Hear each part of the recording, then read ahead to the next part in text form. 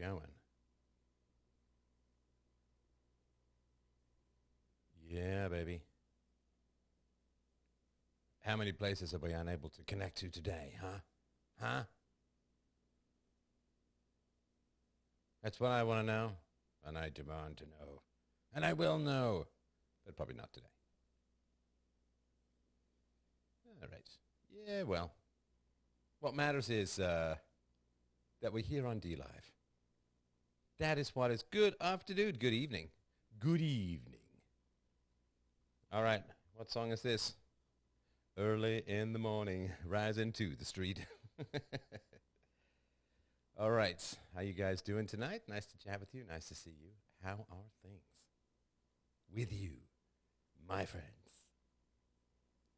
Hello from the province of never-ending COVID, Quebec, Sir Molyneux. Well, hi there, Rachel. It is, yeah, it's pretty tragic, eh? Purlin and all that kind of stuff.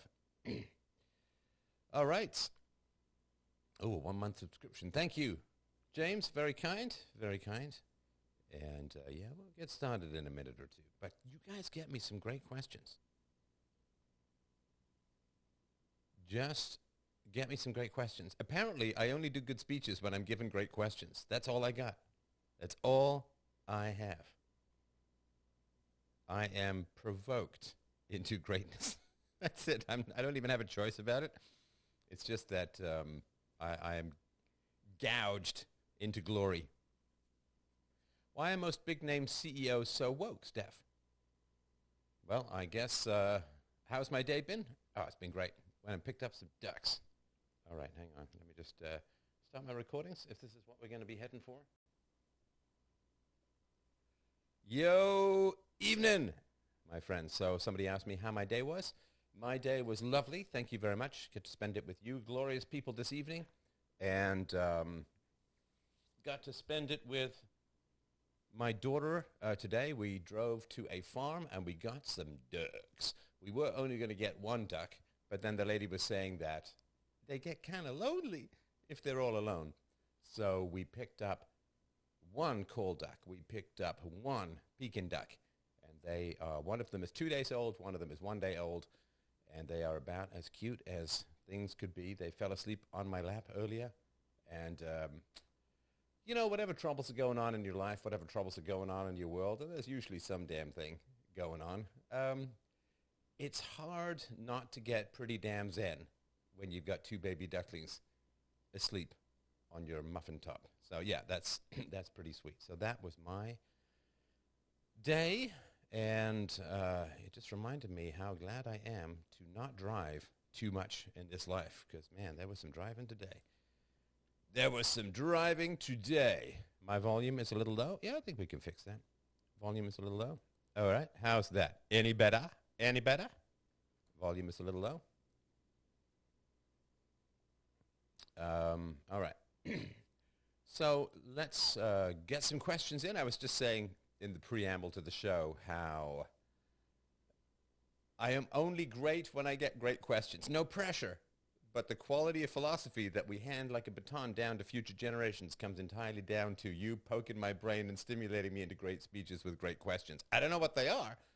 Otherwise, I was going to ask them myself. But why are most big-name CEOs so woke? Okay, so there are... So my first career trajectory in the business world was actually not in tech, but in HR, in human resources. Now, in human resources is where you put people that you kind of have to hire and you don't really know what to do with. And so you create this, and there was no such thing as human resources before women started to come en masse into the business world, right? Now, they don't have direct line profitability responsibilities. You know, if you've got to produce a certain number of widgets every hour, you've got to produce a certain number of widgets every hour. And if you don't, you get a warning, and if you continue not to, you get fired. So there's kind of like a reality to all of that. But that's kind of stressful for some people, right? So what you put them in HR, and you say, okay, well, I guess we have to have some, and so we'll put them there.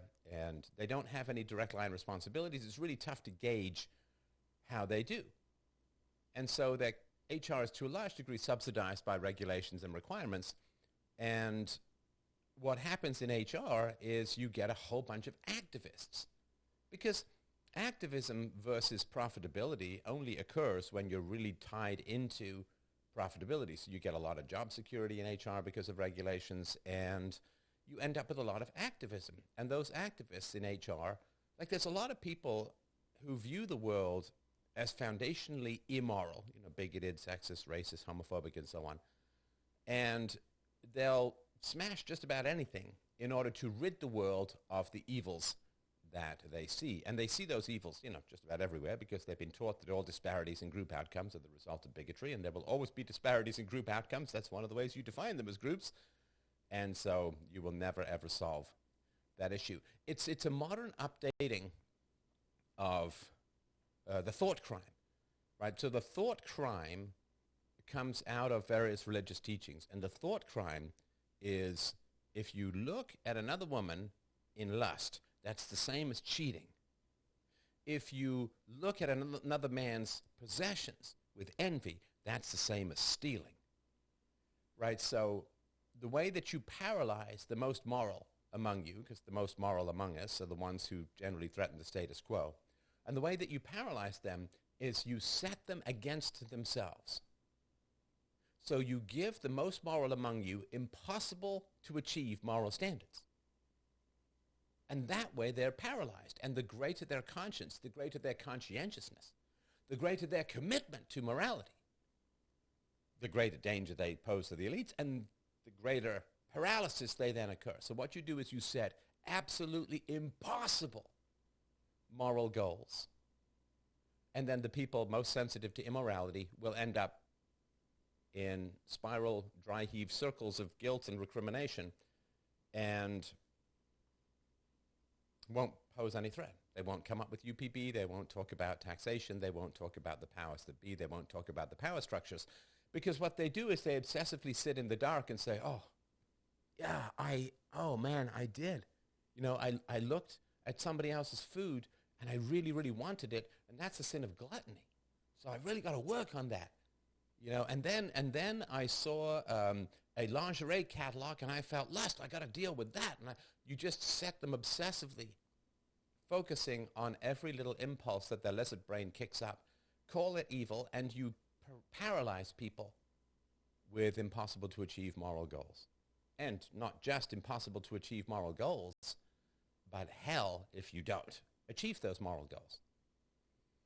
And it was some Law and Order episode I was flipping past years ago, and one of the detectives was told, well, Jesus wouldn't do that. And the detective just said, well, Jesus is perfect, I'm not.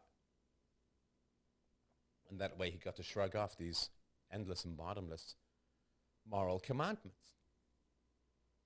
And this is something that I haven't talked about in this show in years and years and years, but it was a very formative moment in my life. I don't know if you've ever had anything similar. If you have, then, please let me know. But what happened for me was, there's an old Cliff Richard song, power to all our friends, to the music that never ends, or something like that, right? I like the song. He actually does a really nice duet with Van Morrison as well. Really soft, foggy-voiced kind of guy. Not as velvet-fogged as Mel Torme, but a pretty good singer, and a staunch Christian. And I was playing with my cousin. I was very, very little. After I was born, my mother went into pretty catastrophic post-birth depression, postnatal depression, and she ended up being hospitalized for quite a long time, and I ended up living with my aunt and uncle, and I have a cousin there, and I was playing with him in the attic,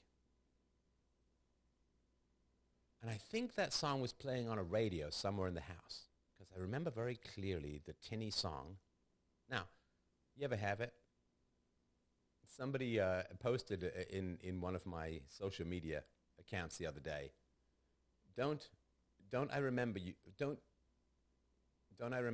the Cinematographer's Party, which is a song from Paul Simon's album Graceland. And literally for then 2 days that worm went into my brain. I know what I know. And I don't know if you have memories of you either were listening to the song directly or it was playing in your head to the point where it might have been vivid. I remember being stuck in the woods in the winter when I was working up north after high school, and I had to wait for someone. They had to take the snowmobile back. They'd forgotten some important tools we needed for our drilling project, and so he left me there. It was a beautiful sunny day, and I was sitting there in the woods. I ended up lying down on the snow, and I listened to my favorite album in my brain at the time. I think it was Day at the Races or something like that from Queen. And I just reproduced it all in stereo with as many instruments as I could think of, and I just went through the whole album in my head.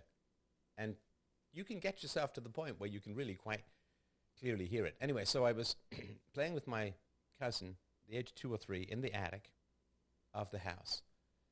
And that song, Power to All Our Friends, to the Music That Never Ends, was playing somewhere in the house. Or it was just very vivid in my brain. And I felt a very cold, a very negative eye somewhere up in the rafters above me. You ever watch the movie The Name of the Rose with Sean Connery, and you expect the devil to appear at any moment? That's kind of what it was like. And I had this very strong, very powerful feeling that that was God. And if I loved God, I had to hate that song. And if I loved that song, I couldn't be good with God. And I remember many years later seeing Scorsese's movie with Willem Dafoe, a great soundtrack from Peter Gabriel called The Last Temptation of Christ. And he's like, do I live for the next world? Do I live for the higher world? Or do I live for this world? And it's not a great movie at all. The acting's good. I remember that. Didn't he have to tape down his boners while he was getting crucified, which is very kinky and all? But, do you live for the higher world or do you live for this world? And I, of course, could have rejected the song and embraced God, but feeling that then I would then have to reject the world that is, the world that was. And it was tempting, but there was such a coldness in the eye. Now, of course, some people have since told me that that was the devil, not God, but it feels pretty punitive for the first, quote, spiritual experience I had as a very little boy to be the devil. So my perspective was that it was God, and I could not leave the music of the world and the beauty of the world behind to ascend like some helium balloon into the interstellar depths of an infinite consciousness and leave my body, my hearing, my love of the senses. Sensuality is a very powerful thing. To love touch, to love sound, music, to love sunsets, to love the beauty of the world around you, to love taste, great food. That's a horrible thing to leave behind. And it also felt like, why would a God design me to love all of these things and then command me to abandon them and hate them or reject them? It did not seem like a good path to abandon the world and float up to that eye and gain the approval of the eye by denying everything that gave me pleasure. That just didn't seem like the right course. Look, I understand. Obviously, these aren't all the thoughts that I had when I was 2 or 3. But these were just sort of instincts that I had, that I recoiled from the eye because I loved the song. And to wrap yourself in the material is what it is to be human. Our humanity is defined by our materiality. So the reason I'm telling you all of this is I had the temptation to set myself against myself. I had the temptation to oppose everything that I loved in the material sense, and to spend the rest of my days, endless that they would be, to spend the rest of my days fighting myself, opposing myself.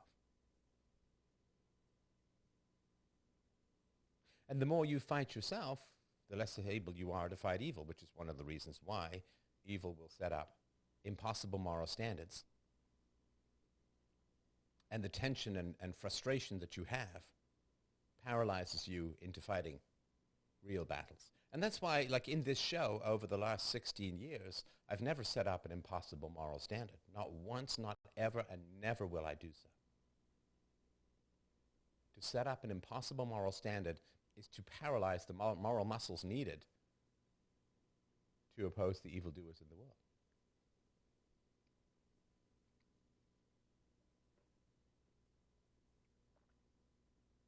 Somebody says, I've been doing that for years, I'm finally breaking that. Now, there's two ways that morality serves evildoers. And this relates back to the question of the CEOs and the woke corporations and so on. So, if you can convince the most moral that they must war against themselves, that takes them out of the battle in the world for the future. It's like if you can say to a boxer, let's say that I'm a boxer and I'm fighting a guy named Jake, right? And somehow I can get Jake to believe that he must be in absolutely perfect health before he can fight. Absolutely perfect health before he can fight. Is it ever possible to be absolutely in absolute perfect health? Well, of course not. Because if you exercise, then you are going to hurt your joints a little, hurt your muscles a little, particularly as you age. So the fitter you get, the more you court injury. You'll never be in perfect health. But if I'm really scared of Jake, and he's going to kick my ass Will Smith style all up and down the boxing ring, then I absolutely want to convince him that he cannot fight me, or anyone for that matter, until he's in absolutely perfect physical health and readiness. And since he will never ever be in perfect physical health and readiness, all he's going to do is spend all of his time. Haven't you missed me? Of course you have. He's going to spend all of his time training and preparing, and punching the bag and skipping the rope and all the running up and down the steps, Rocky style. He's going to spend all his time doing that. And he's never going to fight me. He's never going to fight anyone else. He is no danger to anyone in the boxing world because perfection has been the standard of participation in boxing. Now, of course, I will want to train, but I'm not going to have a standard of perfection. The only perfection is, did I win the fight? That's the only perfection. Did I win the fight?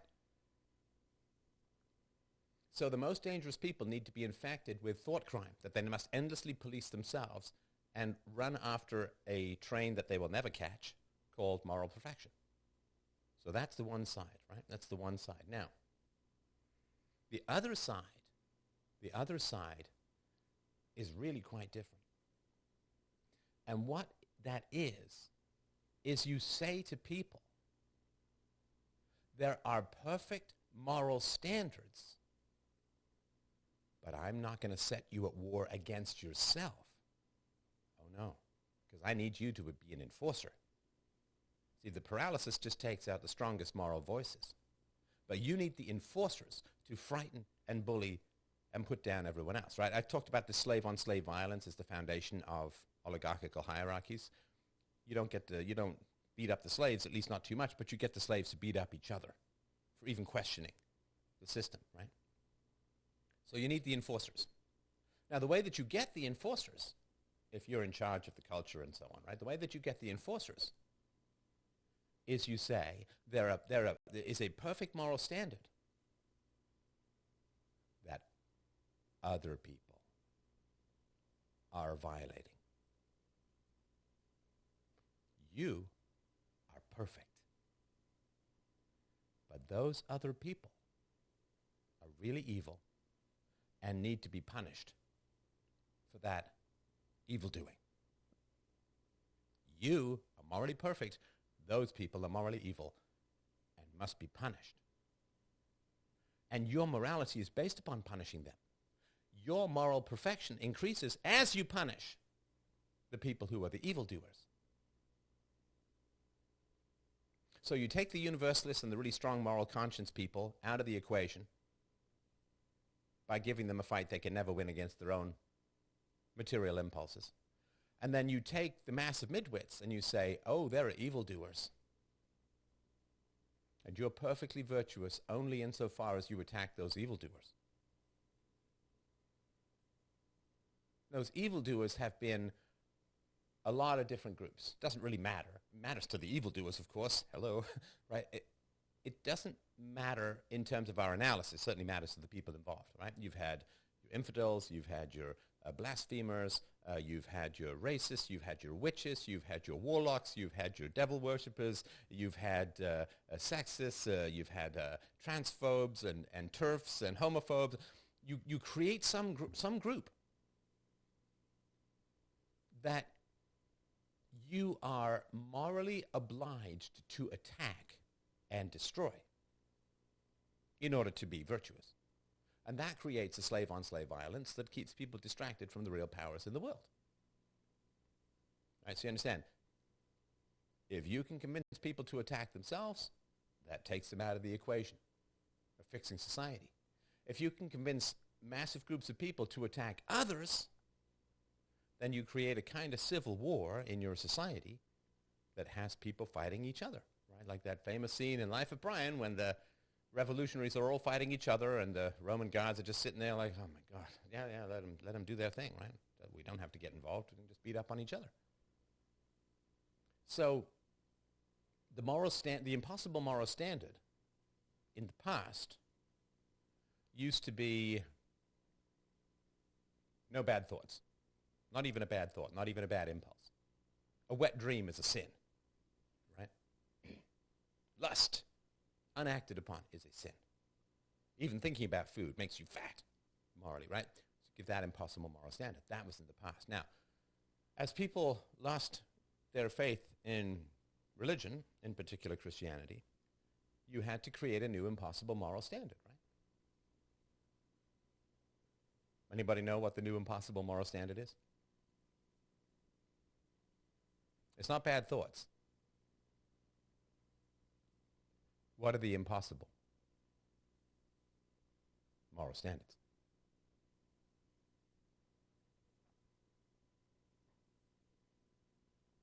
Social justice, sure, but that's a bit abstract, right? In more particular, Marcus, what do you got?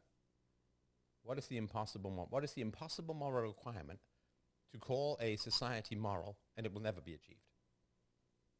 Yeah, universal equity, egalitarianism, equality of outcome, right? Anything that has the word social in it is equality of outcome. So justice is equality of opportunity. Social justice is equality of outcome.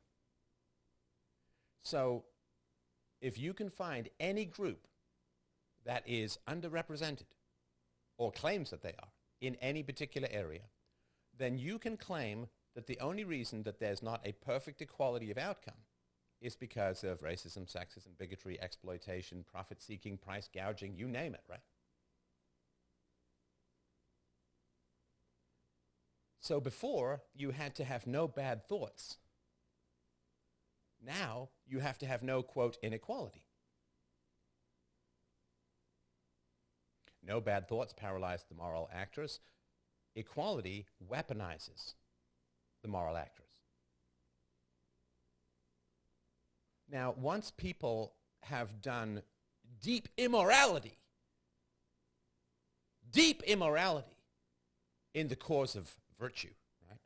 Once they've punished, attacked, slandered, lied about, deplatformed, libeled, slandered, or physically attacked. Once they have been roped into the dark machinations of the black army of hyper-egalitarianism, man, they're in. They got the tattooed tear. They're in. And then something very interesting happens in society. Well, it happens, not a theory, it's happening right now. What happens in society is that the people who've done great ill and harm to the innocent, based upon all disparities in outcome are the result of evil, that it is perfectly, in fact, encouraged, perfectly permissible, if not encouraged, to violently attack and destroy. All the people who've acted on that view any potential competing or alternate explanation for society as a great predator that would reveal them, if true, as evil. So the midwits who've been weaponized into attacking those who question the one answer fits everything, prejudice and bigotry for disparate outcomes. You know, people like me or whoever, right? People who talk about alternative or complementary or even displacing arguments and facts about, quote, inequality. Right, so the people who say, well, women only earn 67 cents on the dollar or 70 cents or 80 cents on the dollar for men because sexism, because sexism, right? People who come up with other arguments. Now, the people who say that are perfectly willing to use the power of the state to force people to hire women, use the power of the state to force people to give additional benefits and maternity leaves and so on to women, and smash and destroy and attack anybody who comes up with competing over alternate explanations. Because once you've got someone, not just to believe in a thought system that makes them good, but to act on it to the point where they've harmed the innocent. Once you've got people to do the black deeds of punishment on the innocent, they usually fight to the death to maintain that system. Because they have gained they're addicts, right? They're addicts to the dopamine of feeling good. Now, feeling good by doing good, genuine objective virtue is a good thing. But feeling good by doing evil, well, that's a hell of an addiction. And because you're attacking and punishing the virtuous, you faced almost no chance of blowback, right? By attacking the virtuous, the thoughtful, the sensitive, the curious, the innocent, then you gain the dopamine of feeling like you're fighting evil without actually incurring any risk. Like, why do more people attack Christianity than Scientology?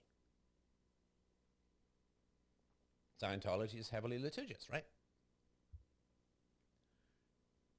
So people like to attack Christians because attacking a group that says you have to love your enemies poses virtually no risk. So they get the dopamine of feeling like they're doing good, fighting superstition and irrationality, while incurring no risk. And gaining all the dopamine of everyone approving them and calling them stunning and brave and wonderful and heroic, but no risk. No risk. Now, any group that is regularly attacked because it provides the dopamine to people who want to do good without incurring the wrath of any evildoers, any group that then tries to fight back must be ruthlessly crushed and suppressed by society as a whole, because otherwise it's going to interfere with the dopamine drip, the addiction, the drug supply of feeling good rather than doing good, or rather feeling good by doing evil, attacking those who won't attack back, attacking the conscientious, attacking the virtuous. It's why gay people go to Christian bakers to bake their cakes rather than other religions where there might be some blowback, right? So once you've got people addicted to doing evil for the cause they consider good, anything that questions that cause of virtue is extraordinarily dangerous to their psyche. Because here's the thing, like a drug addict, somebody who's addicted to barbiturates or benzodiazepines or opiates, whatever, the drug addict knows it's an addiction, knows it's bad, would like to stop at any time. But the person addicted to the natural opiates of punishing evildoers and promoting, quote, virtue, that person doesn't recognize the addiction is destructive. In fact, they view the addiction as virtuous. It's not even an addiction. It's a commitment to the cause of good and equality. And so you can't fix something that isn't even identified as a problem, or rather which is identified as a virtue. So some people, like there are famous stories of the writers who would drink, right? Now the writers wouldn't say, drinking is wonderful and great and I should do it and everyone should do it. They'd say, yeah, well, it's the only way I can write. Because alcohol is a depressant, it's a disinhibitor, right? So some people can write better without self-editing, and they can write with more flow when they're drunk or when they're drinking. So they say, well, I needed to write. But if you could give them the ability to write without being drunk, they'd probably take it because they recognize that it's a negative. But the only way to get the people doing evil under the guise of good to recognize that it's a problem is to completely rewrite the ethics in their head and reveal them as evildoers rather than the Gabriels and white-winged flappers of virtue. Right? They think they're angels, but if you hold up a mirror, they see the face of a devil. They don't want to do that. That is crushing to your identity in a way that I assume people like you and I just can't understand it. Just can't understand what the hell it would be like to have thought you're doing good, to have attacked people, to have threatened people, to have scorned people, to have lied about people, to have destroyed people, to have gotten them fired, to have encouraged violence against them. In the perfect chest-thumping angelic certainty that you are on the side of good, truth, heroism, and virtue. To have smashed up people's lives and destroyed anyone who disagrees with you or questions you in the full and certain, dull-witted, half-ape-like knowledge that you are just so virtuous. It's like that meme where there's some German soldier, I think it's from, I don't know, Hogan's Heroes or something like that. It's some German soldier, some porky German soldier in the Second World War, like, wait a minute, can we be the bad guys? And he looks very troubled. And the people who smash and who censor and who promote and provoke violence, or use violence, or approve of violence, or love violence,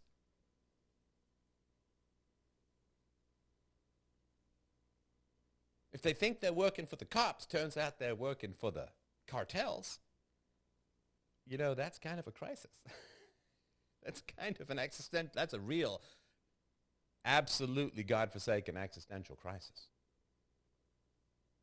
Like Memento, right? You think you're doing good, you're doing evil.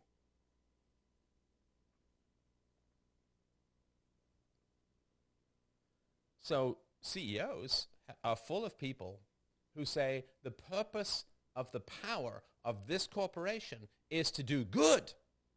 It's part of this bring your whole self to work thing, which is, people who don't have lives, right? They can't just do the job. Like the teachers who want to talk all about their romantic entanglements on the weekend, straight, gay, or other, gay, straight, or other, just come in and do the job.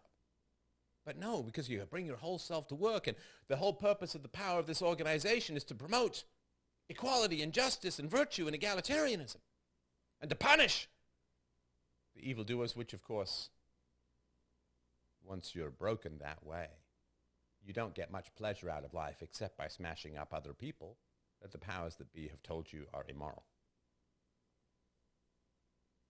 If you can't get a woman, at least you can hunt a witch. Right? If you can't get a man, at least you can scream and cry about the patriarchy on TikTok, right?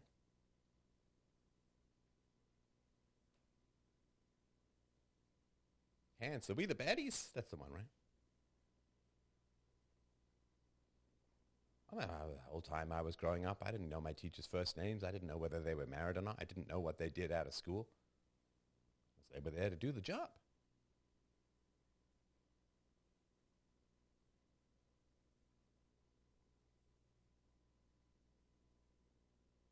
So, Nurse Jackie. Oh yeah, that's not a great drama with the wife from The Sopranos, right? But she knows that she's addicted and she hides it and it's a guilty secret, right?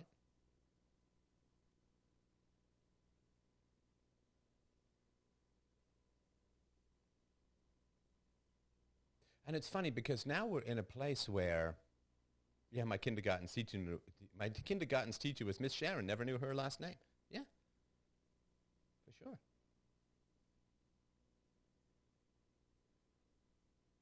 Well,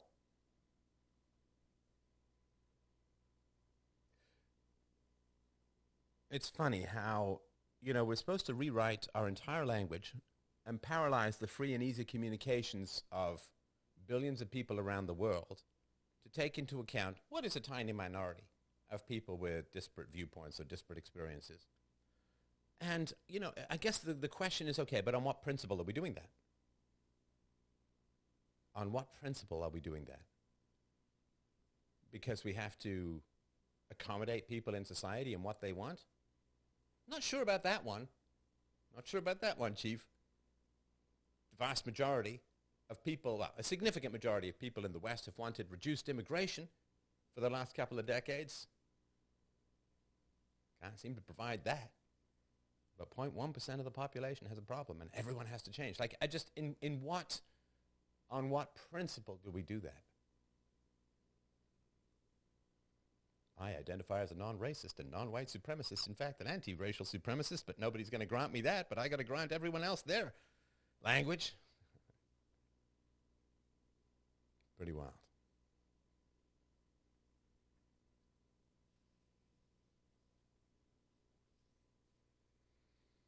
Well, when your school counselor has tattoos and blue hair, there are a lot of people. Do me a favor, right? So we got a bunch of people in here. Great to be spending the evening with you. Thank you for joining. And I'm not just talking looks here, right? I'm not talking looks here. Just general attractiveness. Attractiveness to the opposite sex or whoever you want to attract, right? So your general attractiveness from a 1 to 10. What would you say is your level of attractiveness? I'll just give you a sec to catch up on that. Again, I'm not talking like abs or looks or whatever it is, but general attractiveness to people as a whole. What would you rate yourself as? 1 to 10. We got a 6 to 7. We got a 5, 7, 6.6, 3, 8, solid 11, 11, 7, 4, 6.5, 7, 6. Okay, so if you could tell me, for those of you who are below sort of 8, 9, or 10, you see, you said it used to be an 8 when I was young, but I'm not talking about looks. 7, 8 before I lost my hair. Losing hair does not necessarily reduce you in attractiveness at all. A lot of women like the chrome dome. Okay, so what's your gap analysis here? What is missing that keeps you from being a 10? What is it that's missing that keeps you from being a 10? No, I said not looks. Do you mean face or overall package? Écoutez, mes amis, écoutez. No, I said overall general levels of attractiveness, not just the looks. You're missing fame, a social life, attitude, more dollars, Asperger's social skills. I'm too shy. If you had more money, you'd be more attractive. Okay. Confidence, bravado. I get easily annoyed and angry. Yeah, well, for sure, that's tough to live with. Wait, got a lot of looks right out of the army. Oh, so when you were in the army, you were lighter, and then you got out of the army, and like a lot of army guys or a lot of high school athletes, you kept eating without the exercise, right? Confidence, wealth, and wisdom. Right. Autism, I'm a 2.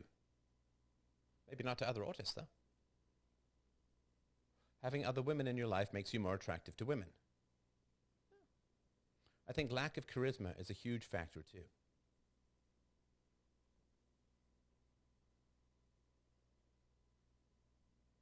My husband says I'm a 20. That's nice. That's nice. No social circle? Why do people with less intelligence, skills, looks, and athleticism than me have more confidence?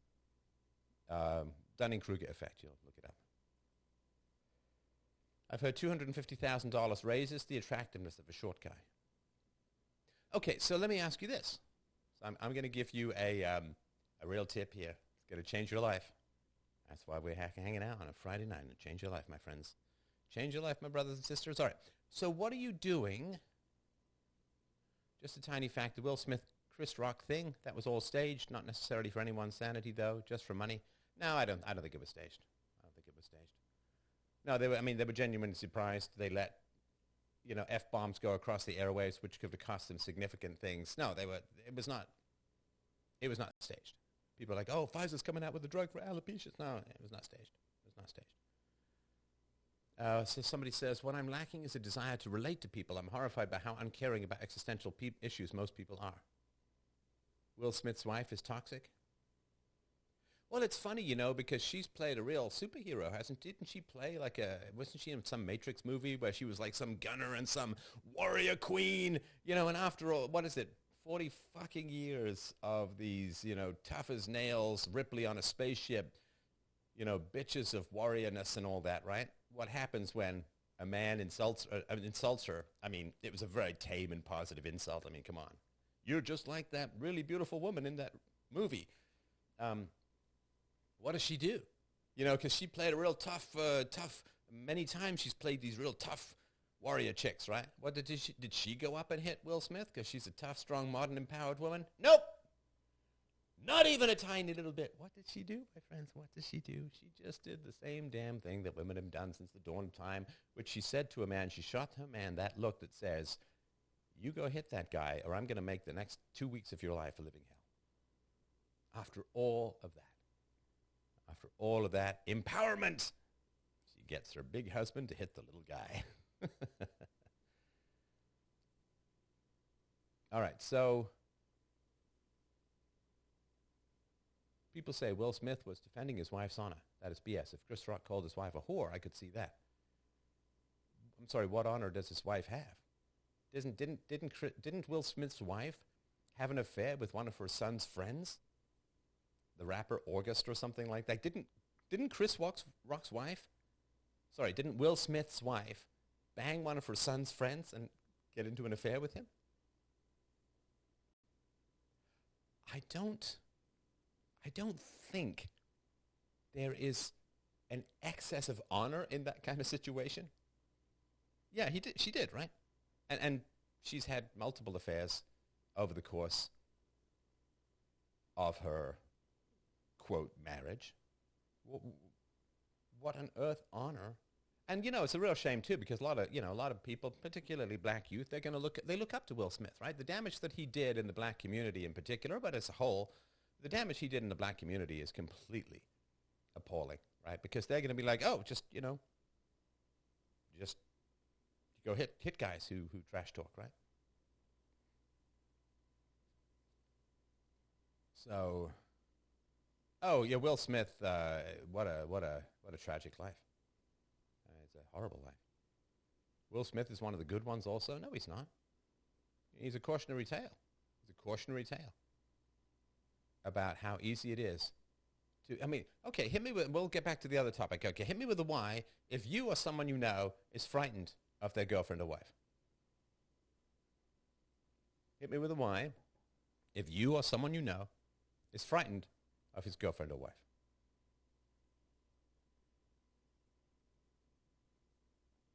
Why? Why? Why? Why? Me? Why? Why? No, good. It's good. Does my stepfather count?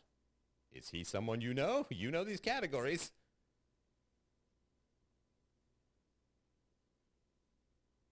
No. Yes. So there are a lot of men that I knew when I was younger who were frankly scared shitless of their wives or girlfriends. Now, they would make jokes about it like, oh, got to run it past the wife, oh, got to check with the ball and chain. They were scared. They were scared. They were scared of their wives or their girlfriends. What patriarchy do people imagine? They are scared. Because if you're with an unstable woman, I'm sure this is true if you're a woman with an unstable man, but we're just talking male to female at the moment. If you're with a woman who is angry, controlling, and unstable, then she will just emotionally terrorize you until you do what she wants. And you combine into that, palimony and alimony and child support and family courts. And now the whole thing is, you hear these reports, and I'm sure it's rare, but it happens, right? That if some girl wants to go out with a guy and he won't go out with her, she can just trash his reputation in ways that I won't even describe here.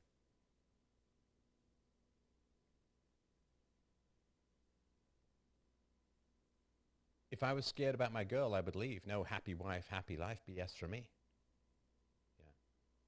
Yeah, for sure. How do you think that kind of woman was raised, Steph? $1 million question. Well, she was raised by a husband who was frightened of his wife. And she saw her mother get her way with relentless verbal abuse and emotional bullying. I'm not good at holding grudges. Like I should be maybe better at holding grudges. I'm really not, I'm not very good at holding grudges. I want to enjoy my life. It's short, it's exciting. Try and get as much fun out of it as you can, right? So I'm really not very good at holding grudges. Now, my wife is wonderful, and I'm not frightened of her, and she's like an absolute light of my life. But I'll tell you, man, if you ever if you had a grudge or a problem with someone, or someone betrayed you, or someone did something bad, and your wife was around, and it was like 20 years ago, and you can't remember, oh yeah, whatever happened to that guy? I guarantee you, man, your wife is like, boom, I can tell you exactly what happened. First this, then that, then the other, then this, then this, then this, then this, then this, with this person over there, and then this, and then boom. That's what happened. I mean, the women track this stuff like it's incredible. They're like Apaches in the wilderness tracking a boar. So women remember this. They've got this social calculus of rights and wrongs and justice and injustice and betrayal and virtue and support and all of that. It's incredible. It's a force of nature. I can't remember this stuff to save my life. Maybe even literally sometimes. I can't remember. You've so many grudges you forgot them all? Yeah. It's funny, right? So for the ladies here, right? You've got a lot of women here in the audience, and appreciate you guys dropping by, of course. You remember this stuff, right? Women remember this stuff. Like, my wife is great on the streets. I'm great in the woods when it comes to finding stuff. It's a good division of labor, right? But you remember this stuff, right? And men generally don't, because, we have big fights with guys, and then we just kind of move on, right? Yeah, like I said, that's probably why my husband doesn't forget anniversaries. See, here's the thing too, right? If you, as a woman, punish a man for forgetting an anniversary, in other words, he forgets the anniversary, this gives you power, you can punish him.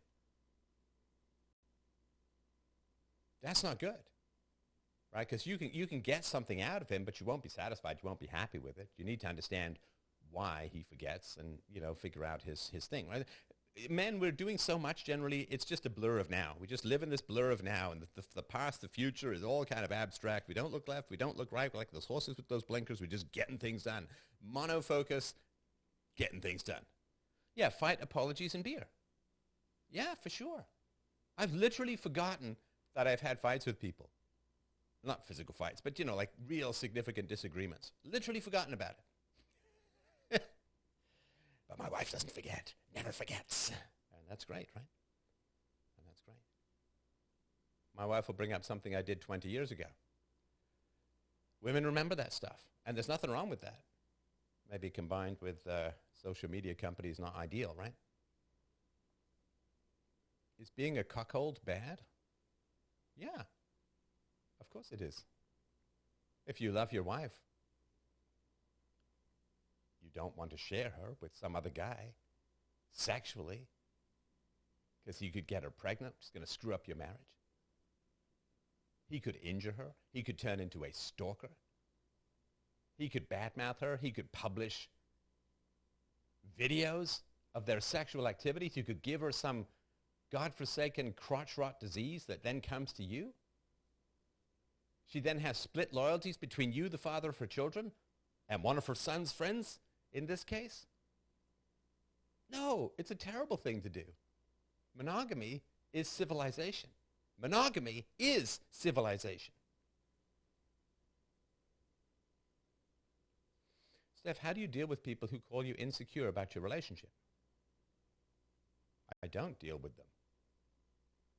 I don't deal with them.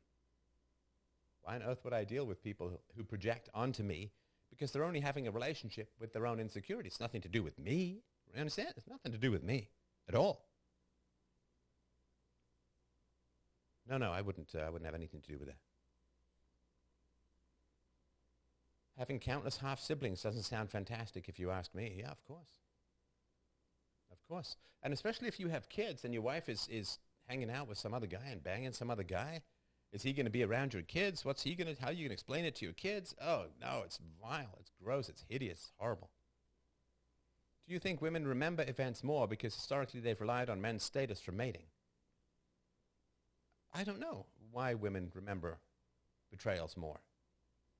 I mean, my guess would be that women, of course, need to remember betrayals because women are resource black holes. When they're pregnant, they have babies, they need resources for them, for their breastfeeding, for their kids. And so anybody who messes up their access to resources or threatens their access to resources, they need to remember that stuff for sure. They need to remember that stuff so that they can make sure that they continue to get their resources. I'm having more problems with my teenage daughter than I have with my husband. Do you think that, sorry, I'm just going to tilt this up just a smidge here. Do you think that, did your teenage daughter go to government school or something like that? I don't know. I can't imagine how much it must suck to negotiate for my child every weekend. Oh, yeah. You know, the guy who was kind of responsible for introducing me to my wife, not directly, but he convinced me to join the volleyball team where I met my wife. He was going through a divorce when I was working with him. And my first professional gig, there were like 7 programmers in one relatively small room. And oh man, he'd just be on the phone, red-faced with his lawyer, and it was just brutal. And he was just like, oh God, never get divorced, never get divorced, never get divorced. Yes, I'm not getting into politics. You homeschool? Jesse, what is going on with your daughter? What is going on with your daughter? What are your thoughts on parental effectiveness training? Pretty good, actually. I did an interview with a practitioner of PET some years ago. You can find it at fdrpodcast.com. Just do a search for parental effectiveness training. You got our hopes up? Are you kidding me? Can you imagine if I ran for politics? Everything would be hacked and leaked and spread, and you guys would be in targeted. Oh, that's no good. No good. Oh, Dunning-Kruger? Yeah, just look it up. It's that if you don't have skill in something, you can't judge how good something is. Right? So if I'm not a surgeon, don't know what surgeons do really, and so if I'm up in the observational gallery with my junior mints and I'm watching a surgeon cut someone open and do their thing, I have no idea if that surgeon is doing a good or a bad job. No idea. But if you're an expert surgeon and you're watching that, you know for sure whether that person is doing a good or a bad job. So you have to be good at things to be able to judge those things that other people are doing. Right, so. Have you ever thought about moving out of Canada? Gee, no, never have thought of that. The more you learn about a topic, the less you feel like you know. Well, there is that bell curve, and then you get good afterwards, right? So... Wait, I'm going to tell you how to change your life here. I'm going to tell you how to change your life here. You guys ready? You guys ready to break open the giant ostrich egg of love, whether you're in a relationship or not? Oh, sorry. She says she's pretty good. She has a job, but she just spends her money stupidly, doesn't save, and she doesn't want to do things with me. Why do you think that she spends her money stupidly? What is she spending her money on that you consider to be stupid? And of course, if you're judging her as spending her money stupidly, if you have that negative judgment of your kid, of course they're not going to want to. I mean, how much do you want to spend time with people who have a negative judgment of what you're doing, right? If other people have a negative judgment of you and your personality and your choices and so on, well, you probably don't want to spend any time with them either, right? If that makes sense. Oh, I keep thinking this woman's answering, but it's, it's everybody else. Nice to be back. It is nice to be back. Snacks and Roblox cards? So she buys snacks and Roblox cards. Roblox cards are what they allow you to build things in Roblox. And when you were her age, did you spend sensibly and save sensibly as well?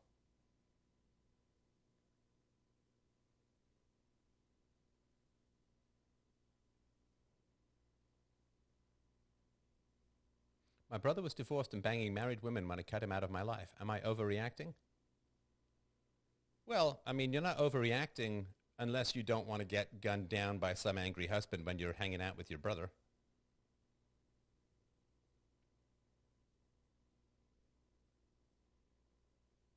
All right, you may be too slow a typist. Have you thought about going vegan after adopting ducks? Well, I think like most people who eat meat from time to time, I have that selective avoidance of reality. I mean, you just can't think of them chainsawing a piece of meat out of a cow, right? You just can't think of that spray in the hoof and all of that, right? I had a boyfriend in Canada. I made long-distance calls, so no, not at all. Right, right. This is back in the day. Did you have to wait? What was it? You get 2/3 off after 11 p.m., right? So no, you just have to look at yourself. And here's the thing. You need to find out. I'm sorry to sound kind of bossy. I apologize for that. But it's the big question. If something's important to someone else and you love that person, you have to find out why it's important to them. I would not have driven out today to get 2 ducklings, but my daughter loves ducks. Loves ducks. So I need to find out what she loves about ducks, and I need to enter into that world and figure out what works for her that way. So you need to figure out why your daughter loves Roblox. You need to figure out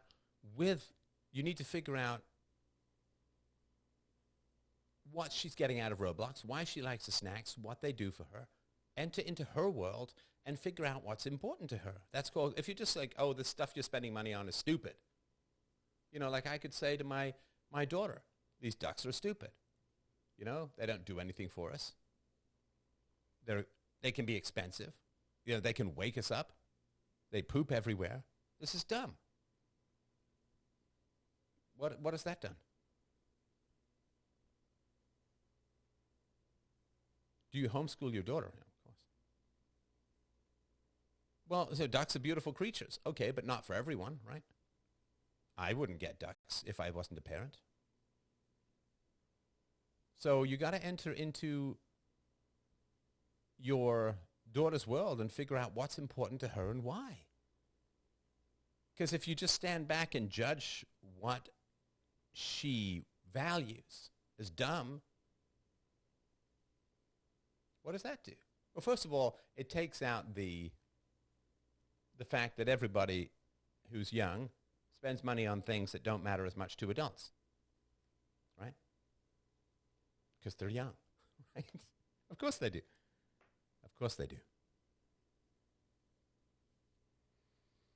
So no, apologize for anything that, Steph, you should go hunting sometime. It reconnects you with your ancestral roots. I have been hunting. I have been hunting a number of times before. This is my first D-Live live stream. I know you've been back for a few days now, but glad you're well, Steph. Thank you very much. I appreciate it. Yeah, everybody buys dumb stuff in their teenage years, spends money on things that you don't need to spend on. So, okay, are you guys ready for the big insight? Okay. So when I say to you, what is your level of general attractiveness? Not just looks, level of general attractiveness. 1 to 10? You think that there's a way of quantifying your level of attractiveness in some objective way. That is an incorrect answer. Please try again. There is no number that you can attach to yourself that quantifies how attractive you are. Now, that's why I said not just looks. So there are some objective standards with looks, but there's also a lot of subjectivity when it comes to looks. Some people are chubby chasers. Some people like slender women, right? So if you think that there's a number that you can attach to yourself, which is an objective evaluation of your level of attractiveness, you're absolutely, completely, and totally wrong and should never, ever think like that again. Okay, here's the fact. You ready? You ready for the fact? Some women like Adam Driver.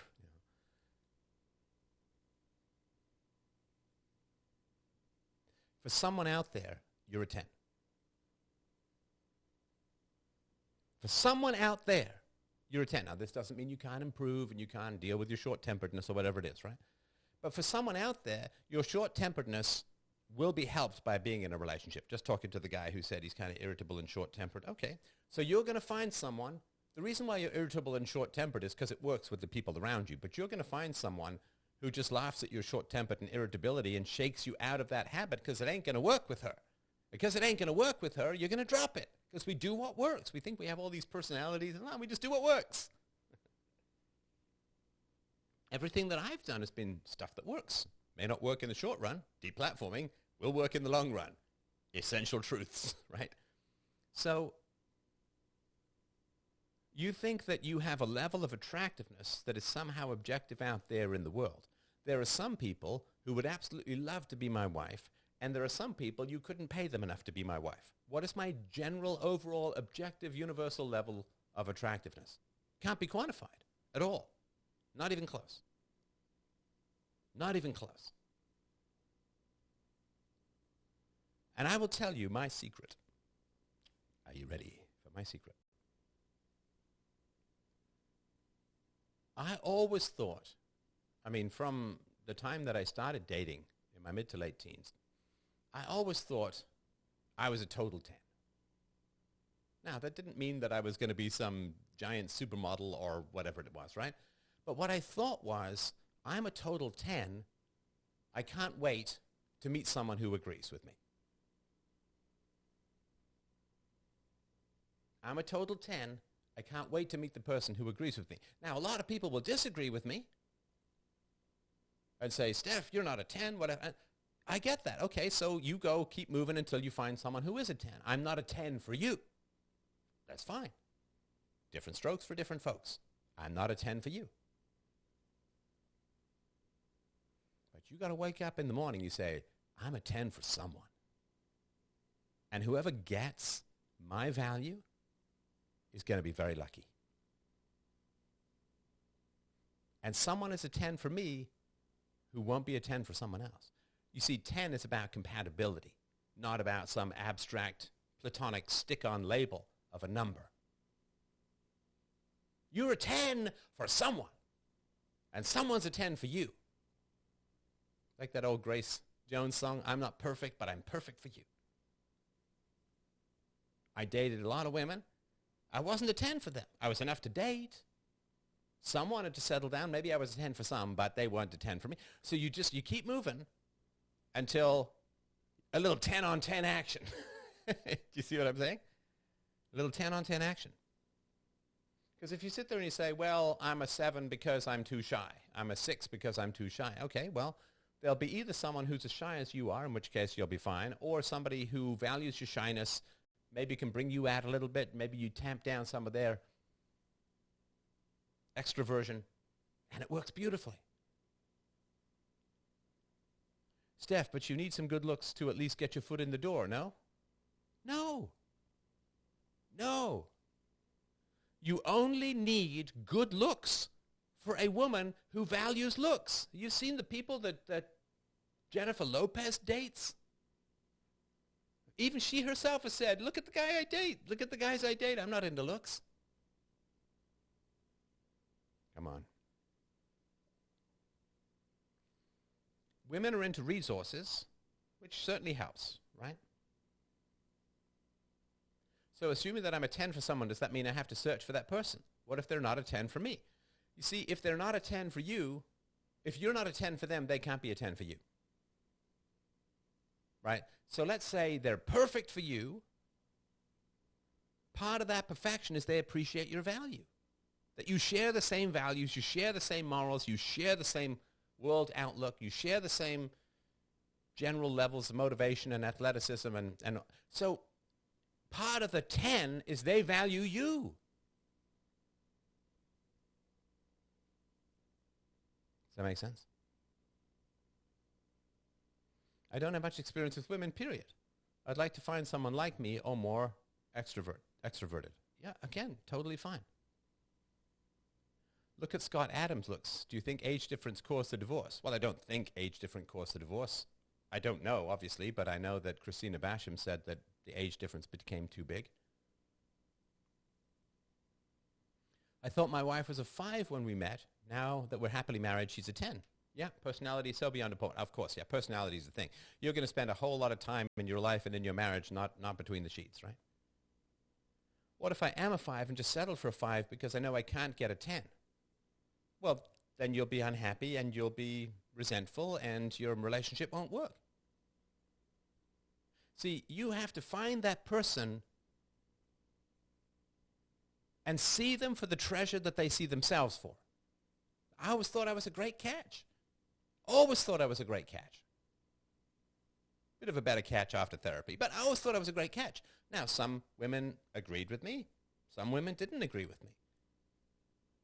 My wife always thought she was a great catch. And once we both agreed with each other, hey, you're a great catch. Hey, you're a great catch. Perfect.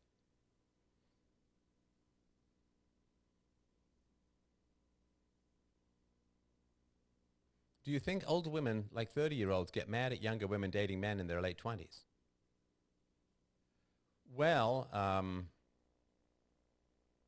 we'll get to that. Right? Yeah, there's no such thing as a 10, there's your 10. Because if somebody thinks they're a general, universal, perfect 10 for everyone, then the vanity knocks them down to a 5. You understand? The megalomania, the narcissism, the vanity knocks them way down. So you're a 10. And your purpose in life is to find someone that agrees with you and that you agree with. Right?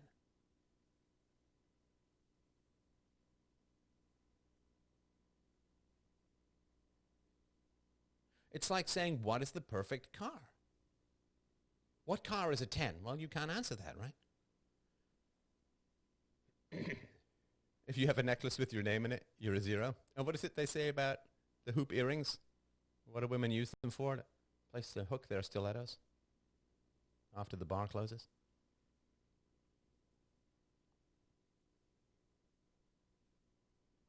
Some things like height, muscles, and good jawlines do help, though, I feel, even if you only want the most wholesome relationship. Okay, but help what? Help what? They help you find a woman who's looking to value things beyond a man's control. You're looking to find things that a woman values that is a mere accident of birth. Right? You don't want to marry that woman. I'm not saying don't have any physical standards, but you can't blame, like my wife is like 5'2" in the morning, right? She's short. Am I going to sit there and say, well, she's, because I'm close to 6 foot, right? So I'm going to sit there and say, well, I don't want a short one. She's Greek, right? Black holes come from the Shinkin Greek widows, right? So am I going to sit there and say, well, it's a little short for me, right? That's not within her control. Now, her moral choices, those are within her control for sure. Her virtues, her honesty, her integrity, those are under her control. Her weight, yeah, it's under her control. And yeah, for sure, there were some women who were like, I don't like bald guys. They never said that to me, but whatever, right? Okay. I'm not going to get hair transplants because I'm not a ridiculous human being. I'm not going to scar myself, spread protein on my scalp like I have an illness called bald, right? So there are some women who I'm sure wouldn't go out with me because I was bald. Okay, thank Jesus above. Because if you're going to reject a man for something utterly beyond his control, I don't want, like, you're not a 10 for me, right? You're not a 10 for me. Because if you're going to blame a man for something beyond his control as a wife or as a girlfriend, you marry the guy, how are you going to react when he gets sick beyond his control?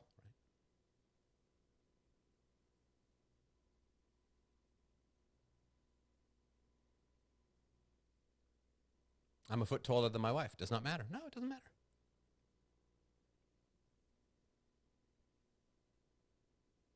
My husband's 5'4" and I'm 5'9".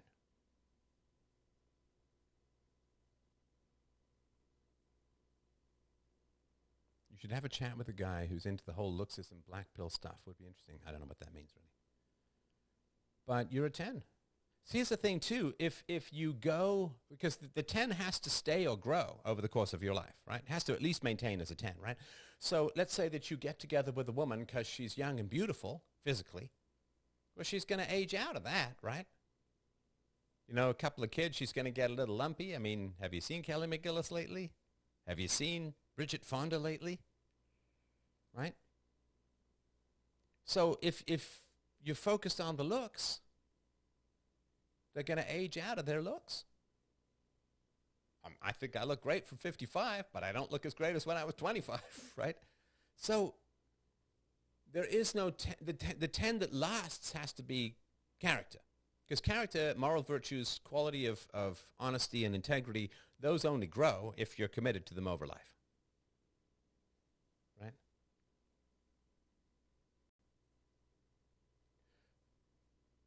Would I have the love of my family if I had lied to the world about what was important? Okay, it cost me some platforms, but compared to the love of the people in my life, that helps. You said the thinking behind wanting to marry is, I can't upgrade from here. Yeah, that's a 10, right? That's a 10. That's a 10. Because if someone values you for something outside of your control, there's a vulnerability there. Right? Like breast size for a woman outside of their control. I mean, assuming they don't get fat, right? What do you think of a young man hoping to find a suitable wife for a monogamous relationship long term at YSA, Young Single Adult Church? Oh, church, I think, is a great place to go and find, to go and look for women, for sure.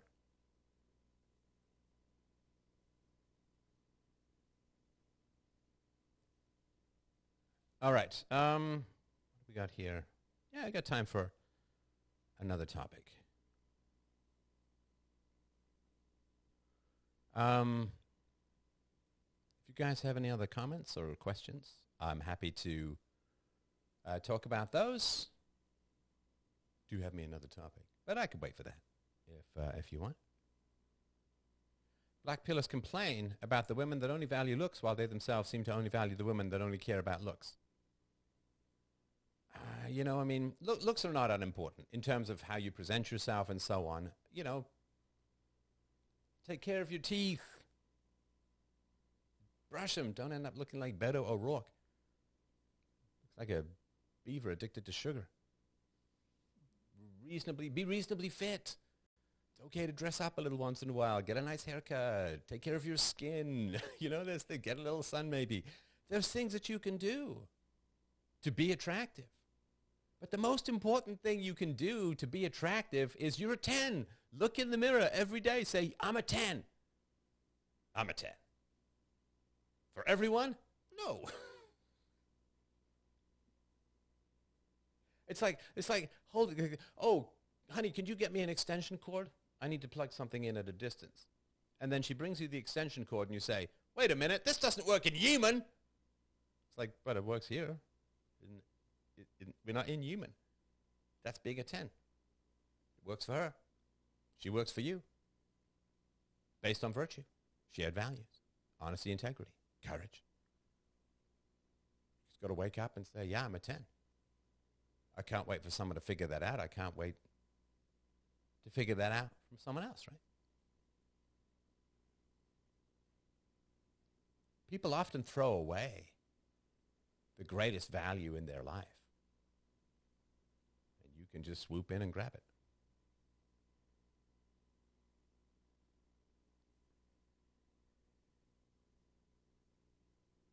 Let's see here. Thank you for everything you do, Steph. We've decided to start having kids as soon as possible. Well, fantastic. Fantastic. I really, really appreciate that. That's wonderful to hear. Congratulations. All right. Do you think that TikTok has made the looks problem worse for the average male? No, there is no looks problem. There is no looks problem. Yes, there are physically beautiful women out there. There are physically beautiful women out there. Absolutely. And they will divorce you and take your stuff and never let you see your children. Odds are. For women, see, the women's looks thing is supposed to last about 4 years, right? The women's looks thing, right? 18 to 22. 18, you get married, you have your kids, right? So the beauty thing, the abs for women, like the lean figure, that's only supposed to last a couple of years. That's it.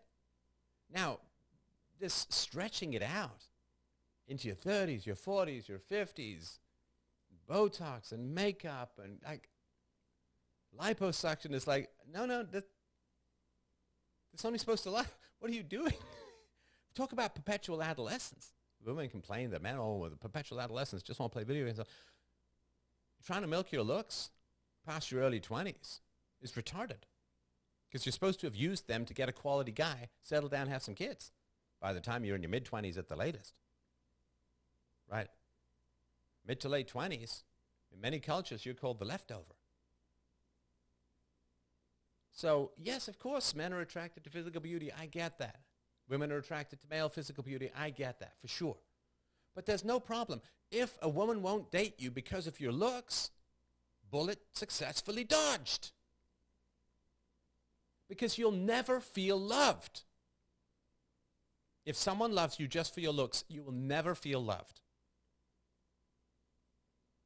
Because she's not loving you for your virtues. She's not loving you for something you chose. She's not loving you for something you're responsible for. You like that Giga Chad guy? Okay, yeah, he works out. But one of the reasons he works out is he's chiseled jawed Giga Chad, right?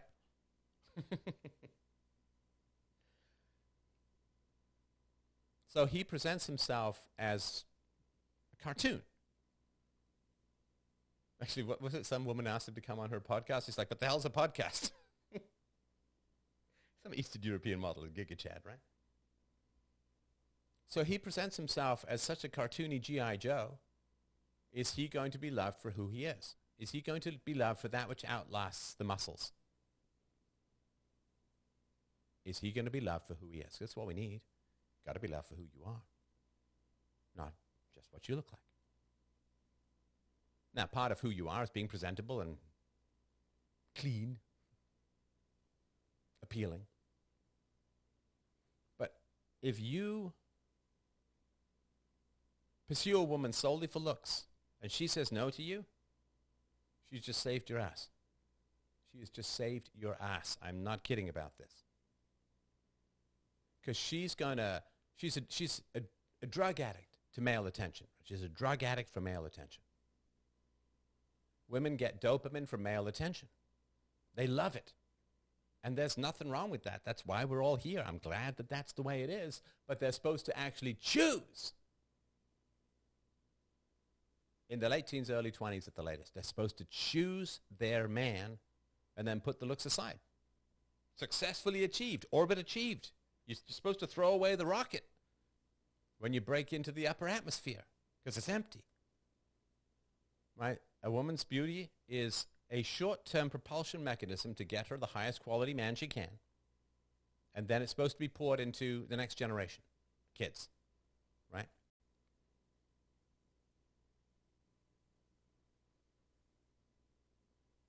And people like Madonna, like these frozen-faced weirdos who are just trying to milk their 20s into their 60s.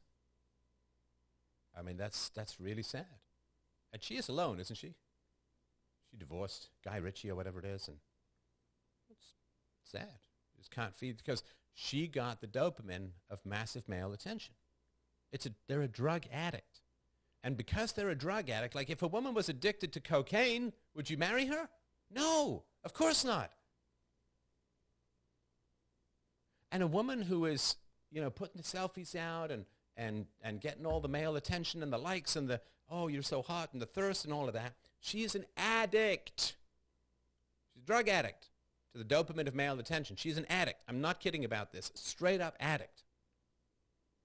Would you marry a drug addict? No, of course you wouldn't marry a drug addict. It will wreck your fucking life. Don't marry drug addicts. And you don't marry women who are addicted to male attention based on their looks.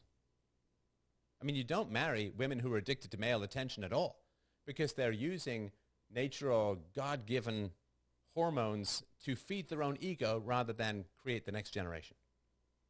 God, no. Take Madonna, give us Norm back. Yeah.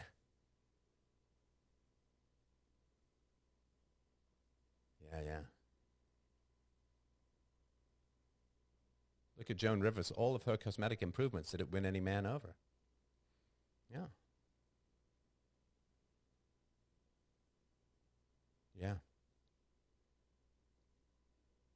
You thought he was photoshopped? Yeah, a lot of people thought that too, the Giga Chad, right? Yeah, Madonna was beautiful in the 80s, but oh yeah, Madonna was, just total trash.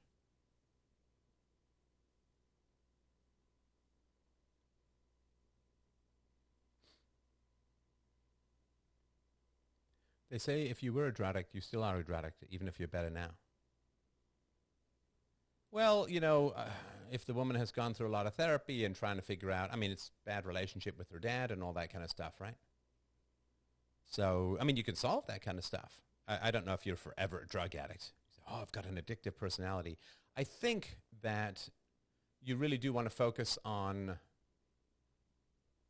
the virtues that you can achieve in your life, getting over addiction and all of that, and not using people for your own self-aggrandizement. See, you understand, there is a coldness, right? A significant coldness to women who put their, pictures out to get the thirst from men. I'm sure it's true for men as well. But there's a coldness because basically you're saying, here's something you can't have. Let me in order to feed my addiction, right? Addictions destroy everyone around them, right? Addicts destroy everyone around them except the dealer, maybe. Even the dealer gets destroyed emotionally or morally or spiritually, right? So it's like, here, I'm super beautiful, I'm super slender, and so I'm going to raise your standards, make you dissatisfied with all other women. I'm going to have you kind of bond with me because your lizard brain doesn't know that I'm in Thailand, thinks that I'm right in front of you and smiling at you and thanking you for your gifts, right? Because if a woman takes a gift from you, that's a mark of romantic interest, right, if she's single. So when you send her, $20 on whatever, right? And she's like, oh, thank you, that's wonderful. I really, really, your lizard brain is like, man, we're in. She's taking gifts. Boom, good. Right? So she gets her dopamine, she gets her hit, she gets her addiction, and it wrecks your life to the point where you've got people buying Belle Dauphin's bathwater. Or there was some woman who, she ended up in hospital because she was farting in jars and selling her farts. Well, that's a long way from Wuthering Heights. It's a long way from Jane Austen, my friends. So there's a coldness in all of that. Like there's a coldness in, Nicole Kidman She won't let the sun fall on her face because it'll age her, right? So everyone's like, oh, she looks so young. She looks so great. It's like, well, she has a whole team, right? She's a whole team working on her. Doesn't see the sun. But it makes other women feel bad, right? Obviously, it makes other women feel bad. So there's a coldness and a cruelty. It hurts other people to be that narcissistic and have people just praise you and worship you for your looks, right? Kim Kardashian is pretty and can't keep a marriage. Yeah, right. Of course. The Simpson orbiters make the problem much bigger. But they're addicted too. They're addicted to masturbatory fantasies without the risk of rejection. Right, so there's an addiction as well. Christy Brinkley has been married 4 times. Yeah. I'd buy Steph's fart jars. I'm afraid that will not be happening. At least yet. See how the donations go. How do I get past being raised by a narcissistic father? Rational thinking has helped a lot, but there's still that voice in my head. Oh, anger. Yeah, anger. Anger is the body's defense mechanism against the virus of dysfunctional intrusion, other people's personalities, right? Because you got infected. You got infected by a narcissistic father. You got infected, that voice in your head. You got to get angry. Like if you got a cancer forming in your body, you want your immune system to fuck that shit up, right? You want your immune system to beat the shit out of that stuff and to be thoroughly angry at the cancer and kill it, right? And so you got to get angry at that voice in your head. The external, right? The voice in your head was there to help you, protect you from your father. But yeah, get angry at your father, and with the anger at your father comes the self-protection that allows the inner voice to relax. Some men even get limb lengthening surgeries to make them taller. Yeah? Yeah, for sure. Yeah, for sure. Well, and it is cheating, right? It's cheating. In the same way that makeup is cheating. Like there was some Indian, I think it was an Indian guy, divorced his wife because he finally saw her without makeup, and he was like, oh my God. Woof. So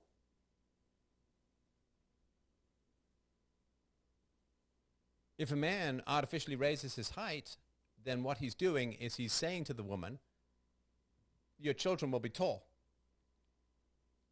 but his genes are short genes, right? So it's a form of fraud. Like in the same way, like if I got hair transplants, right, then my hair would continue to grow until I was dead, and I would be saying to a woman, your kids won't go bald. I know it comes from the mother, but you understand this as a general principle, right? So it's a kind of fraud. I am who I am. That you get what you get. This is how tall I am. This is what I weigh. This is my hair. This is my face. This is my eye color. It's what, right?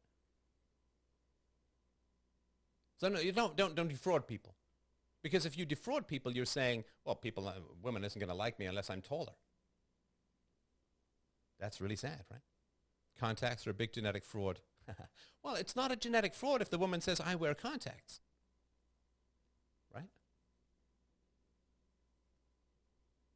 I think the practice of implanting implants in your chest is an awful practice. Oh, and they're so unappealing. The chest zeppelins, right? The fake boobs. Oh, no, hideous. Do you agree with the saying that staying bald is just an option for rich people? I wasn't rich when I met my wife. Stefan with a massive toupee would look so bad. Well, this is my look, right?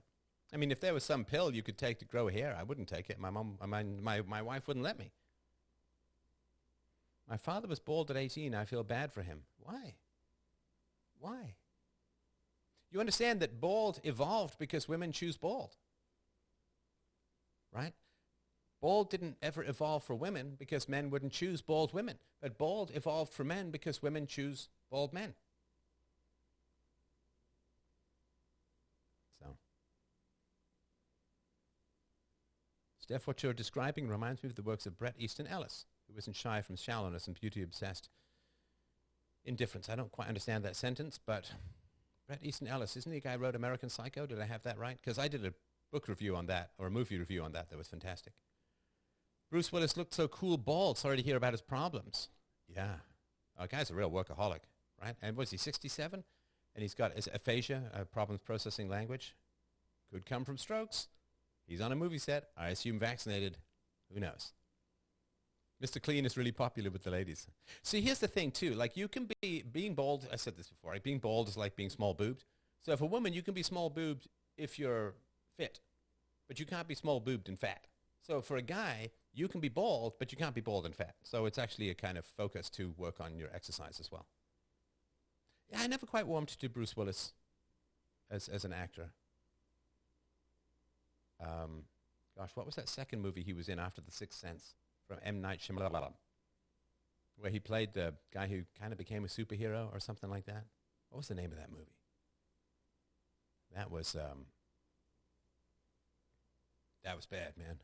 After that, I couldn't do a Bruce Willis movie. It was such a bad movie. I very rarely get actually angry at movies, but that one was just Unbreakable. Was it Unbreakable? Samuel L. Jackson was some guy who ran a comic book. Oh my God, it was terrible. Oh my God, that was one of the worst movies I think I've ever seen in my life. You know, like, I hate that cliche, well, there's 2 hours I'll never get back. Yeah, Bruce Willis always plays Bruce Willis. Yeah, he's not an actor really any more than Schwarzenegger is an actor, So let's see here. Oh yeah, and the other actor died. Oh gosh, what was he in? Kiss of the Spider Woman and that doctor movie. William Hurt? Yeah, William Hurt. He died. When I was younger, people always used to tell me I looked like William Hurt. Anyway. Also, and now there's a guy who was, according to reports, he dated the Molly Matlin or whatever her name was, the woman who was on the West Wing who was deaf, and she claimed that he was severely abusive. And he's a guy, like, I would see him when he was younger, William Hurt, and be like, wow, William Hurt's a fantastic actor. And then he just went through the motions. Like, William Hurt's going to be in it. I hope he's going to be good. And you just, blah, blah, blah, just kind of going through the motions. And that's terrible. Yeah.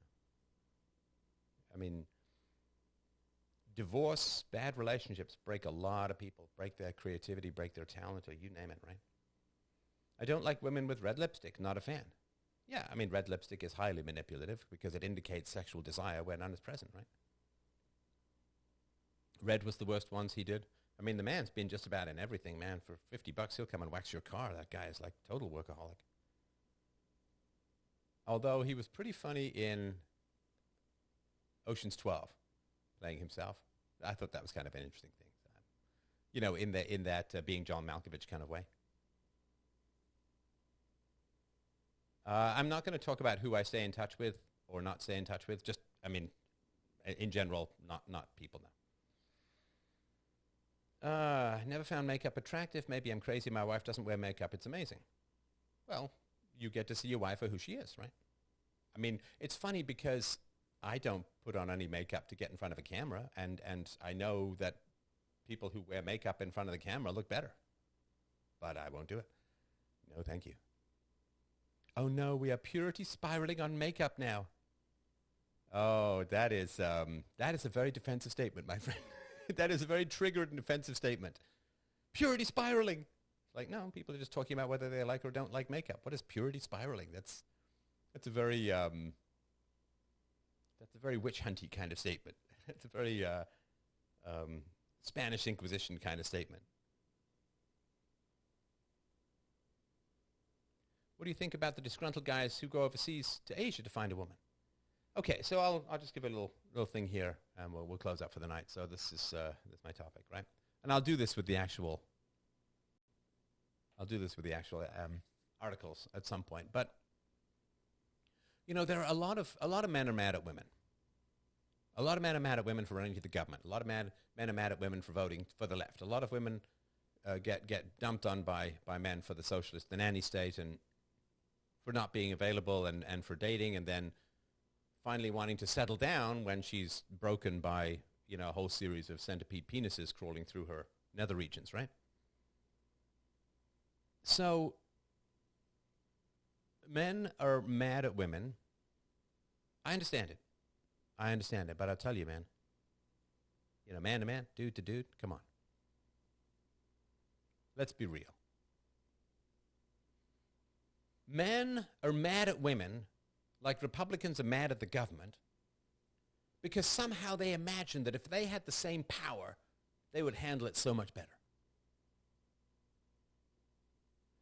When you get mad at an entire group, you get mad at individuals, sure, but when you get mad at an entire group, it's because you think that you would not be the same on average in that group. So if you had politicians licking your whatever to get your vote, if you had advertisers constantly pumping up your vanity and threatening your security, if you had men chasing around you, throwing resources at you, if you had the thirst online that any reasonably attractive woman has since the internet came along, if you had that level of interest and deference and worship and praise and blah, blah, blah, blah, blah, if everyone deferred to you and everyone praised you, you'd go kind of crazy too. I guarantee it. And so would I. Particularly if this all happened in your teens. Right? And I'm talking 18 plus, right? If you had the kind of praise and deference and pursuit and value that your average late teenage girl has, without the restraints of the risk of pregnancy, without the restraints of the risk of being left over, without the risk of running out of money later on in life, without the risk of being undateable if you dated around, without any of those risks, you'd all the praise, all the deference, all the worship, all the resources, all the pursuit, all the guys asking you out. If you had all of that, before you could legally drink, you'd go crazy too. Hating on women is saying, well, if I was the dictator, I'd do it so much better. I can handle power, but those in that entire category of people can't handle power, but I sure could. No. Because we have such different experiences than women, young men, because we're in hot pursuit rather than being pursued. Because nobody defers to young men. We just get insulted and lied about and slandered and then forced to fight wars when necessary. We are disposable. Nobody pursues us. Nobody defers to us. We got to go out and provide value by doing. We can't just provide value by being, right? Men, human doing, women, human being, right? But if the roles were reversed, could you honestly tell me that if you were a young, hot teenage girl, 18 plus, that you wouldn't go a little crazy too? Of course you would. Of course you would. Without a single shred of a doubt.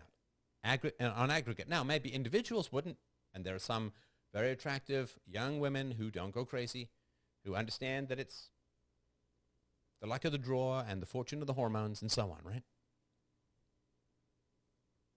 But I guarantee you, you'd go crazy too.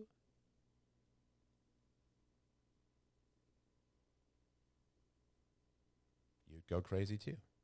Standing back from that and saying, well, it might drive the majority of women crazy to have this level of deference and worship and praise and political power and no responsibility and no consequences, but I would totally handle that and be totally sane. It's like, no, you wouldn't. No, you wouldn't. You absolutely wouldn't.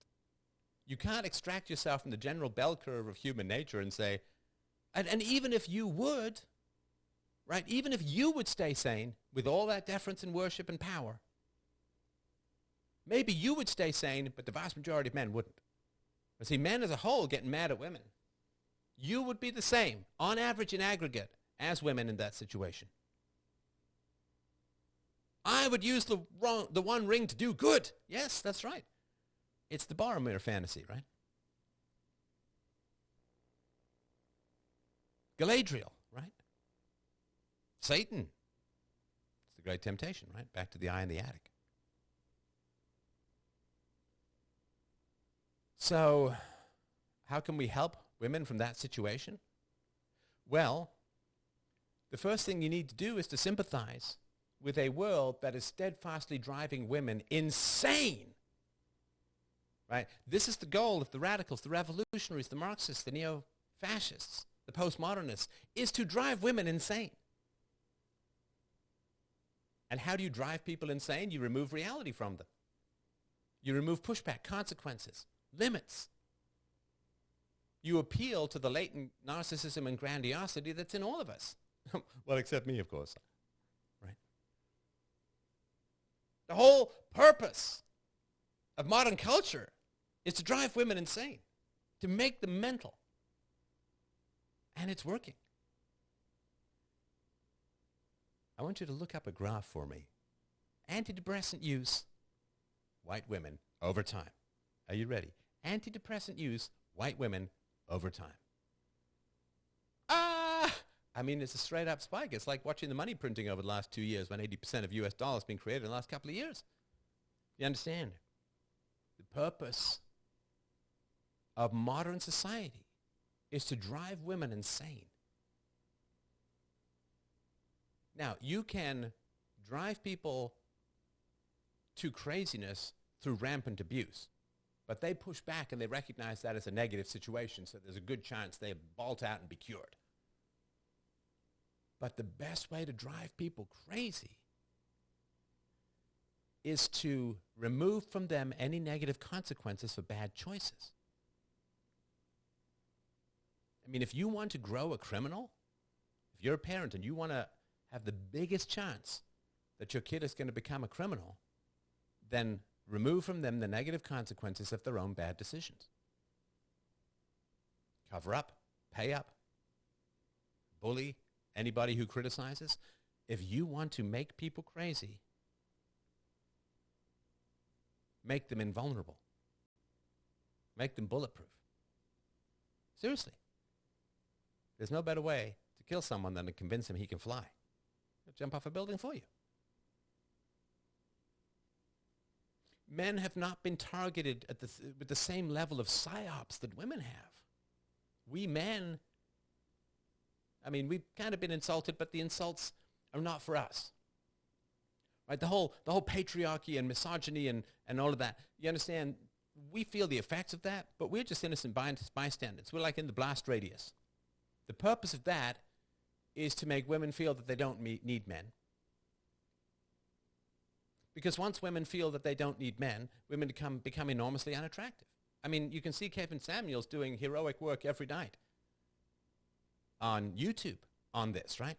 Where he says to women, oh, you know, she says, I'm 35 and I'm a professional and I don't need no man. And he's like, are you going to have the $2.4 million you're going to need to live from 65 to 85? Cash, not investment. 2.9, I think that's a little high, but whatever his numbers, right? He's well-researched, well-educated guy, right? So he says to these women, what are you going to do when you run out of money and you're 70 and you can't pay your rent? Then do you feel like you're going to need a man? The government's not going to be able to cover it because the government's going to be out of money long before then. So he's constantly saying to women, if you got a career, okay, fine, but you got to save over $2 million to retire on. If you don't have that, you're toast. He's constantly going out there and saying the strong independent stuff is just a delusional subsidy. So the major laser eye of Sauron brain disintegrating shit that's been going on has almost exclusively been focused on women. And men get a lot of splash damage, and we take that personally, which I understand. But they're insulting us to wreck women. And it's working. And it's working. Remove from women consequences. How do you do that? Well, you backfill. You give them abortion on demand. And now they're even talking about abortion after birth, which is basically murder. It's not basically, it is murder. So abortion on demand, so if they have sex with the wrong guy, the fundamental functional consequence of promiscuity was sexually transmitted diseases and pregnancy. Now, a lack of responsibility for pregnancy, in other words, you can just go and kill the fetus, kill the baby, is a way of taking reality away from women. The most fundamental reality that defines a woman's choices is the vulnerability that she gets from being pregnant, having babies. And if she does decide to keep the baby, you just force men to give her money, whether she's appealing or attractive or not. She could be a total bitch. She can yell at everyone. Where do Karens come from? You understand? Karens come, the cliche, racist cliche that it is, where do Karens come from? These women don't have to be nice. government's paying their bills. When they get old, the government's going to pay them. Government's going to give them EBD cards. It's going to give them food stamps. It's going to give them welfare. It's going to give them old age pensions. It's going to give them free health care. Give. You give shit to people. We all know this. We know this. If you're a parent and you've got some money and you just give all this money to your kids, you are going to destroy those children. Because humanity is defined by limitation. Reality is defined by limitation. Economics are defined by limitation. Food, slenderness, health, all defined by limitation. Limit your time on the couch, limit the food that you eat. Take away limitations, you take away humanity, it makes people insane. Because we can't live without limitations, at least not in a sane, rational way. So the entire purpose of the modern welfare state, modern nanny state, modern postmodernist destroy society shit is all targeted at women. You don't need to be attractive. Why? Because we'll give you money anyway. You don't need to be healthy. Fit at any size. Fat doesn't define health. You can have blue hair. You can use weird makeup. Wanting to be appealing to a man makes you a slave. Got to be independent of men. Got to have your own income. Can't trust a man. This is why all of this sleeping with the enemy shit just gets pointed at women. All these disaster movies and these women in peril movies. Well, I dated this guy. I thought he was great. I was a white guy. I dated this guy. I thought he was great. Turned out he was a complete psycho who went mad on. Drive women away from men. Keep women isolated. Keep them vain. And then when they pass over the horizon, where they're no longer visible in society, completely ignore them and stuff them full of antidepressants. Right? The PSYOP is targeting the women.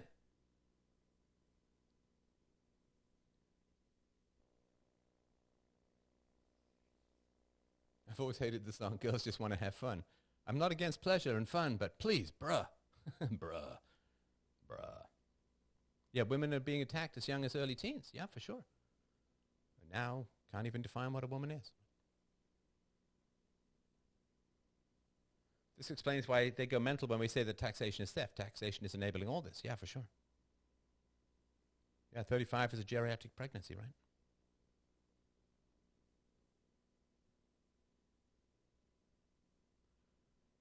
So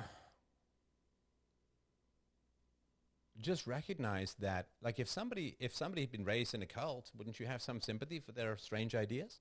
Yeah. It's something I remind myself of too. Like, it's not just for you guys. I'm not just some, compassion, and I got to remind myself because this too, right? Somebody who's raised in a cult, you'd have some sympathy for their bad ideas, right? And women have been targeted in public schools. They've been targeted through Disney. They've been targeted through culture as a whole. They've been targeted through advertising. They just go insane, go insane, go insane. Go mad, go mad, go mad. You are only flesh. You never have to have any fear of any consequences for any action.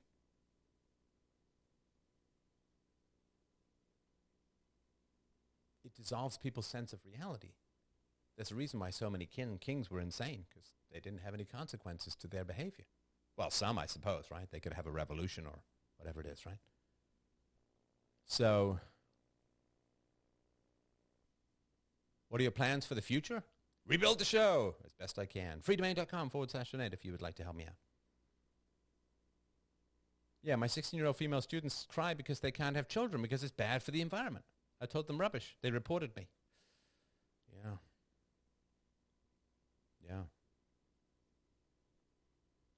Yeah, I mean, the joy that women have in having children and raising children. You want to see women's faces light up? Just bring a baby into the room, man. Women and babies are a beautiful thing to see together, and now you're told, well, can't have babies because it'll kill the planet. It's like the amount of abuse being heaped on women is just insane these days. Just insane. Women hold too much weight on after 35 IVF pregnancies. They're giving women false hope. Yeah, there's certainly some truth in that, I think, for sure. Yeah, they say, just freeze your eggs. Just the IVF, blah, blah, blah. It's like, really rolling the dice, man. Really rolling the dice. All right. Listen, great chat. I was not going to do 2 hours, but Jesse says, I have 4 kids. I have my first at 19, my second at 21, my third at 26, my fourth at 35. Well, that is quite a spread. 16 years. Your your first and your third the age gap could drive. So, all right, listen, thanks very much for your chats. If you want to do a call in at freedomain.com. Appreciate everyone dropping by tonight. It was a great pleasure to chat. As always, such a lovely, lovely evening to spend. You guys are the greatest audience in the world. So have yourself a wonderful, wonderful weekend. I will talk to you soon. Thank you for dropping by. freedomain.com/donate. Don't forget to check out. It's free to join. freedomain.locals.com. Great community. It's free to join. It's freedomain.locals.com. And if you want to sign up, you get 12 months for the price of 10 for a short amount of time. So thanks, everyone, so much. Lots of love. And I will try and find a delicate way out of this. Probably just come from the edit afterwards. But, yeah, have a great evening. And I'll talk to you soon. Mwah! Bye.